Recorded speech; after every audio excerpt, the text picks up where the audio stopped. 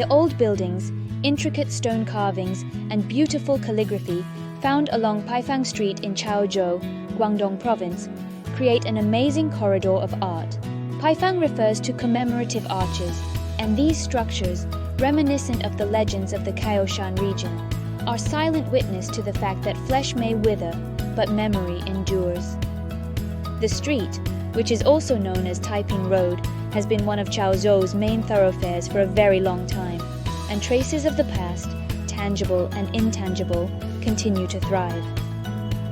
Covering the street and a small area of nearby alleys, the Taiping Road historical area is one of 4 blocks in the ancient layout, which is located in the western part of modern Chaozhou, a coastal city on the South China Sea. An alley links Paifang Street with the Guangji Gate Tower, an ancient city gate, and Guangji Bridge, an old pontoon bridge dating to the Southern Song dynasty. All are landmarks of the city that tourists try not to miss. The street is lined with kilu, dating back to the early 20th century, and 23 layered paifang. Although the existing paifang were restored between 2006 and 2009, they can still evoke memories of ancient Chaozhou glory in the Keiju, or imperial exams. Chen Xianwu, a 53-year-old scholar of the city's history and culture, says the paifang were all built to commemorate successful candidates who got excellent results in the imperial exams in Chaozhou Prefecture, which covered today's Kaohsiung area during the Ming and Qing dynasties. Judging from historical literature, Chaozhou Prefecture had 530 paifang. The Taiping Road, which extended 1.74 kilometers, used to have 43, and people could see one every 40 meters, says Chen.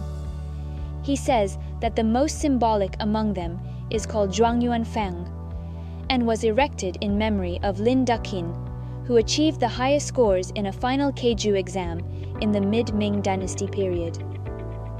Zhuangyuan was the name given to the top tier of imperial exam candidates, with the overall winner being called Jinshi. Historical records show that Lin became the top candidate at just 22, a very young age. In comparison, another of the paifang on the street was put up to commemorate Qing dynasty official Liu Qizhen, who became Jinshi at the age of 87. This demonstrates Lin's ability, he says. Chen says that Zhuangyuanfang has a horizontal beam weighing 12 metric tons, which is placed on top of 2 pillars to symbolize that these people were vital to the country, and says the beam was lifted into place by a machine invented during the Ming period, which was similar to a crane. As a result, the arches on the street symbolize good students and have helped motivate people to study diligently since ancient times. An elderly man once told me when he was young, his grandmother brought him to the street and told him to study hard so that one day he could have his own paifang here. With these role models, how could students not study hard, says Chen. This story also reflects the significance of Paifang Street today. It's not just a tourist street, but serves as a bridge connecting our modern world with the traditional culture of the past, he adds. The erecting of so many paifang indicates the local emphasis on education and culture, which is believed to have started with Han Yu, a Tang dynasty politician and man of letters who was banished from the court to Chaozhou and greatly contributed to the area during his 8 months of service. One of Han's most significant contributions was to promote local education and re-establish a government-sponsored educational institution that had fallen into disuse. He also placed local people in charge of the institution and donated his own savings to improve its facilities. To the Celestial Court, a proposal was made, and I am banished 8,000 miles away to Chaozhou. This verse, written by Han, is meant to suggest the great distance, literal and metaphorical, between Chaozhou and the Central Plains, which was the cultural hub at the time.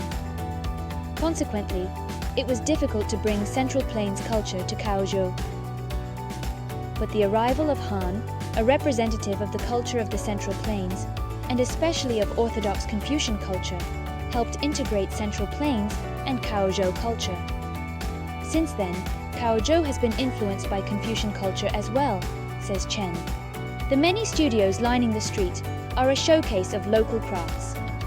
Chen says that historically, due to the lack of farmland in the area, people turned to making handicrafts that could be sold to Southeast Asia to make a living. To make their work competitive, they devoted great effort to perfecting their work. One symbolic local craft is wood carving. Chen Jia, an inheritor of the craft, who has a studio on Paifang Street, says it used to decorate beams in traditional Chaozhou homes. The Jilue Huanggong Ancestral Temple, a Qing dynasty building in the ancient city, still contains outstanding examples of Chaozhou wood carvings, says Chen Xianwu. Chen Jia says the decorative baskets, which are carved out of a single block of wood and traditionally covered in carvings of lobsters and crabs, are quite demanding to make, as the carver has to picture the finished piece before deciding where to start carving. As we carve the basket, we have to insert the knife into the spaces between the latticework to hollow out the inside of the basket and carve little crabs and lobsters inside. We often find it difficult to manipulate the blade because the small size of the holes hinders us from freely using it, says Chen Jia. The finished item is visible in a series of clear layers that demonstrate the intricate craftsmanship involved in its creation, she adds. A similar degree of meticulousness can also be seen in Chaozhou embroidery.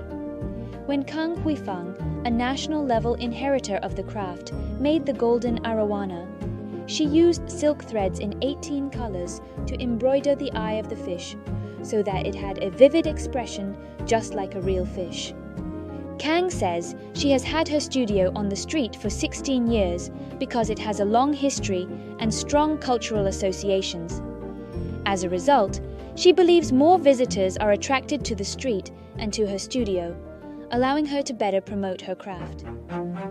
Home to several ancient wells and modern tea houses, the street also demonstrates the local culture of drinking tea. Long Sufeng, who runs a tea house on Paifang Street, is an inheritor of Chaozhou gongfu tea, a traditional ceremony that demonstrates gongfu, or skill, of Chaozhou people at making a good cup of tea.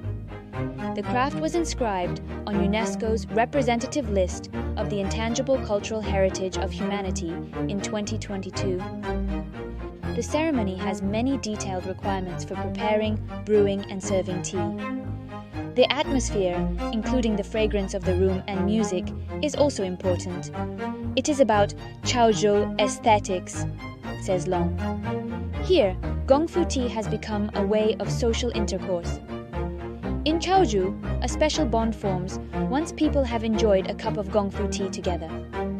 This helps enhance solidarity and has become an important part of Chaozhou culture, says Long.